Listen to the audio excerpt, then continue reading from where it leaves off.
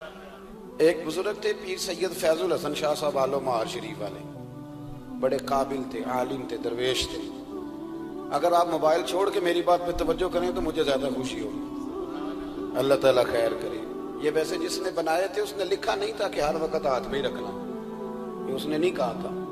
یہ ایجاد کرنے والے نے تھوڑی کہا تھا کہ یہ میں نے اس لیے بنایا کہ اس کو ہاتھ میں رکھنا، ہاتھ میں تسبیح رکھا کرے، یہ جیب میں رکھنے کے لیے، جب بجے تو باہر نکالے، مہربانی فرمائیں، اللہ کو جزائے خیر عطا فرمائے۔ اب تو نا جی ایک دوست ایک دن بڑا دور کا سفر کر کے آئے اور انہوں نے کئی دفعہ مجھے یہ باور بھی کرایا کہ میں بڑی دور سے آیا ہوں۔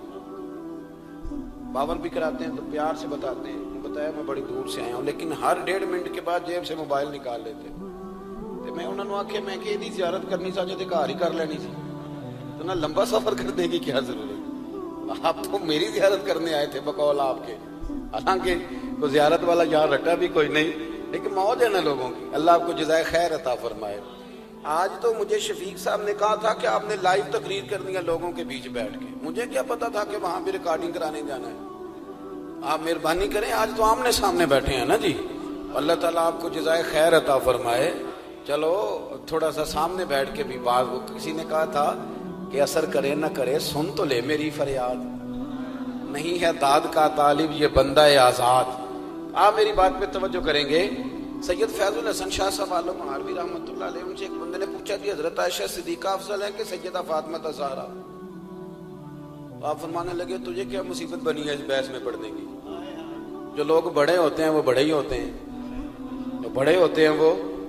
کہنے لگا جی آپ عالم کس بات کے ہیں، سوال کا جواب ہی نہیں دے رہے۔ فرمانے لگے چلو دے دیتے ہیں۔ حضرت پیر صاحب فرمانے لگے کہ عائشہ بیوی ہیں نبی پاک کی اور فاطمہ بیوی ہیں علی پاک کی۔ فرمانے لگے یہ جو علی کی بیوی ہے یہ نبی کی بیوی سے افضل نہیں ہو سکتی۔ اور پھر فرمانے لگے کہ فاطمہ بیٹی ہے نبی پاک کی اور عائشہ بیٹی ہے ابو بکر صدیق کی۔ تو فرمانے لگے ابو بکر کی بیٹی کبھی بھی نبی پاک کی بیٹی سے افضل نہیں ہو سکتی۔ وہ بندہ کہتا ہے پیر صاحب نتیجہ کی یہ، فرمان لگے گھر جا کے کڈی میں گل دس چڑی ہے نتیجہ۔ بھئی بڑے لوگ بڑے ہوتے ہیں، بڑے لوگ بڑے ہوتے ہیں، تو آپ بڑوں کے کو تولنے کیوں لگ گئے؟ آپ رشک دیکھیں کتنا ہے، وہ آپس میں رشک کر رہے ہیں، تم کہتے ہیں لڑائیاں کرتے تھے، وہ تو رشک کر رہے ہیں میرے بھائی، رشک دیکھیں نا۔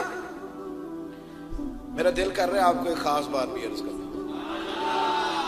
حضرت القول البدیع میں نا امام سخاوی نے لکھا ہے، ان کا ذرا آپس میں رشک دیکھیں کتنا ہے، حسد نہیں رشک۔ یہاں تو پیروں کی کرامتوں پر بھی پوری جناب وہ لڑائی چلتی ہے، پوری لڑائی کہ میرے پیر صاحب کی زیادہ ہے، وہ کہتا ہے میرے پیر صاحب کی زیادہ ہے۔ وہ خدا کا خوف کریں، پیر کی کرامت نہیں ہوتی، پیر کی استقامت ہوتی ہے، سنت شریعہ پر پابندی ہوتی ہے، وہ جتنی زیادہ پابندی کرے اتنا زیادہ باعث سے کرامت ہے۔ حضرت سیدنا مولا علی شیر خدا فرماتے ہیں، امام سخاوی نے القول البدیع میں لکھا ہے، فرماتے ہیں کہ حضرت عمر کا زمانہ مبارکہ تھا، میرا بڑا ہی دل کر رہا تھا سرکار کی زیارت کرنا۔ حضور کے وصال کو کافی سال بیت گئے، دل بڑا پریشان تھا، میں درود شریف پڑھتا پڑھتا سو گیا۔ میں نے خواب دیکھی کہ اللہ کے محبوب فجر کی جماعت کرا رہے ہیں، چر ہویا مینوں ترلے لیندیاں کدی موڑ میرے ول واگاں، جے خواب میری وچ ایک وار جے آویں میں ساری عمر نہ جاگاں۔ کہتے ہیں حضور نماز پڑھا رہے تھے فجر کی، 2 سورتیں سرکار نے پڑھی پر مزہ ہی مڑا، بڑا ہی مزہ آیا، بڑا ہی مزہ۔ کہتے ہیں نماز مکمل کر کے نا تو سرکار نے صحابہ کی طرف رخ نور کیا تو ایک صحابی کھجوروں کا ٹوکرا لے کے آئے، یا رسول اللہ تازی کھجوریں پکیاں قبول کریں۔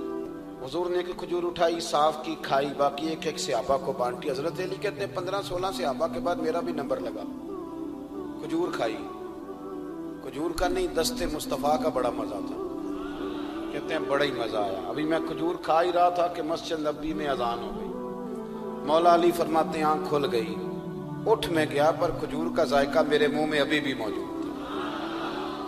اب اس پر پورا باب باندھا ہے شاہ عبدالحق الہ آبادی نے، وہ کہتے ہیں کہ حضور جس کو خواب میں کوئی چیز دیتے ہیں وہ حقیقت میں بھی اسے دیتے ہیں، وہ خواب میں نہیں ہوتی، وہ حقیقت میں ہوتی ہے، پورا باب ہے۔ بہرحال عنوان پہ رہنا چاہتا ہوں، حضرت علی فرماتے ہیں میں اٹھا وضو کیا، سنت پڑھی، مسجد چلا گیا، جا کے صف میں بیٹھ گیا، عمر فاروق آئے جماعت کرانے، کہتے ہیں عمر نے نماز شروع کی تو مجھے جھٹکا تب لگا جب عمر نے بھی وہی سورت شروع کر دی جو خواب میں سرکار نے پہلی رکعت میں پڑھی۔ میں سمجھا اتفاق ہے، لیکن کہتے ہیں دوسرا جھٹکا جب لگا جب دوسری رکعت میں حضرت عمر نے وہ سورت پڑھی جو حضور نے خواب میں دوسری رکعت میں پڑھی تھی۔ کہتے ہیں میں اب بڑا پریشان ہوں کہ یہ بات کدھر کی کدھر جا رہی ہے۔ مولا علی شیر خدا فرماتے ہیں نماز مکمل ہوئی تو کھجوروں کا ٹوکرا بھی آ گیا۔ فرماتے ہیں اب تو میری حیرت کی حد نہ رہی، حضرت عمر نے ایک کھجور اٹھائی، صاف کی، کھائی، دوسرے صحابی کو، تیسرے کو، چوتھے کو، 15-16 صحابہ کو ملی، مجھے بھی دی۔ کہتے ہیں کھجور کھائی، مزہ بڑا آیا۔ حضور سے تو دوسری مانگنے کو دل کرتا تھا پر مانگی نہیں تھی، ادب تھا۔ عمر سے تو یرانہ تھا نا اپنا۔ ان کا رشک دیکھیں، آپس میں رشک دیکھیں، حسد نہیں رشک۔ فرماتے ہیں یرانہ تھا نا، تو میں نے عمر سے کہا یار ذرا ایک کھجور اور دینا نا ذرا ایک کھجور۔ تو کہتے ہیں جناب عمر فاروق نے کھجور اٹھائی، صاف بھی کی، میں سمجھا ملنے لگی ہے، اٹھائی بھی، صاف بھی کی، اور دوسرے صحابی کی طرف ہاتھ بڑھایا، میری طرف دیکھ کے ہلکا سا مسکرائے، فرمانے لگے علی ایسے نہ کر، اگر رات کو نبی پاک سے دوسری لیتا تو میں بھی سویرے تجھے دوسری دے دے۔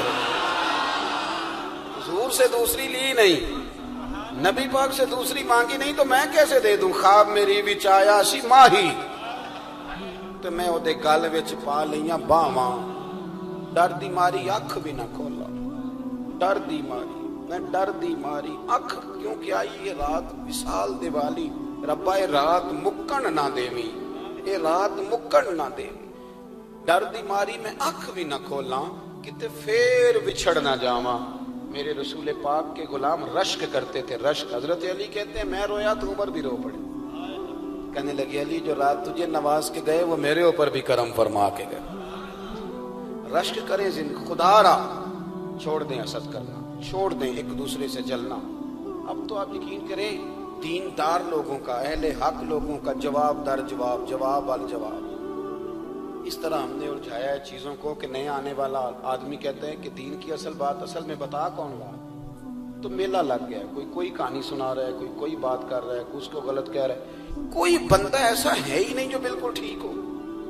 ہمارے حسد نے اتنی تباہی کر دی، کسی کے حق میں خیر والی بات ہے، جب آپ حسد کریں گے تو بے سکون رہیں۔ دوسری بات یہ، بے سکون بندہ پتہ کون رہتا ہے؟ میں نے یہ بھی آیت پڑھی، الا بذکر اللہ تطمئن القلوب، اللہ فرماتے ہیں یاد رکھو، خبردار ہو جاؤ، اللہ کا ذکر کرو گے تو دلوں میں چین ہو۔ پتہ ہے بے سکون کون رہتا ہے؟ جو نتیجہ اپنی مرضی کا مانگتا ہے۔ عقیدہ توحید اسلامی عقائد کی جان ہے۔ جب آپ نے کہا لا الہ الا اللہ محمد الرسول اللہ صلی اللہ علیہ وسلم، اس کا معنی یہ ہے کہ اب میں اپنے آپ کو اپنے اللہ کے حوالے کرتا ہوں۔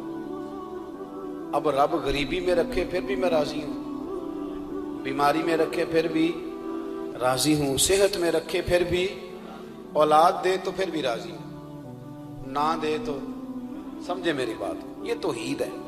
ہم نہ ٹھیک ہونا چاہتے ہیں، دوست اکثر آ کے کہتے ہیں کوئی وظیفہ بتائیں، طبیعت ٹھیک نہیں رہتی تو انہیں کہتے ہیں سورہ فاتحہ پڑھو، کہتے ہیں بڑی دیر سے پڑھ رہا ہوں پر شفا نہیں ہو رہی، تو میں کہتا ہوں پھر آپ اللہ کی رضا پہ راضی ہو جائیں، پھر اللہ کی رضا پہ راضی رہنا بھی تو سیکھو نا، راضی رہنا بھی تو سیکھو۔